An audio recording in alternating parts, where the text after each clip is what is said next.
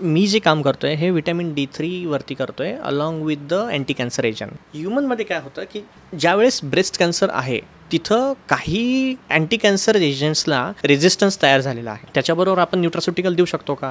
मग D3 हा एक आपण न्यूट्रास्युटिकल्स म्हणून तिथं ट्रीट केला आणि एक 7 to 8 टाईप्सचे आपण ॲसेस केले. ॲसे म्हणजे काय की त्याचं प्रोलिफरेशन म्हणजे जे कॅन्सरच्या जे सेल्स आहे त्या कमी होत आहेत का, किंवा कुठे अटॅक होत आहेत, कोणत्या सायकलवर अटॅक होत आहे, त्याची प्रोटीन वॉल ब्रेक होत आहे का, तर त्याचे फेजमध्ये काय चेंजेस होतात, किंवा त्या सेल्स मरत आहे का कोणत्या अँटी कॅन्सरच्या, किंवा त्याचे आपण एक अँटी एन्जिओजेनेसिस ॲसे पण आहे. त्याच्या माध्यमातून आम्ही हे संशोधन केलं की नॅनो टेक्नॉलॉजीच्या सहाय्याने किती कमी होऊ शकतो कॅन्सर. त्याची आपण बरोबर ट्रीटमेंट घेतली की हे नॉर्मल कन्व्हेन्शनल जे डोस यूज करतात दोघांमध्ये काय साम्य आहे, किती डिफरन्स आहे हे आम्ही चेक केलं. याच्यामधून आम्हाला असं समजलं की नॅनो टेक्नॉलॉजीचा उपयोग केल्यानंतर याचा इफेक्ट जास्त आहे.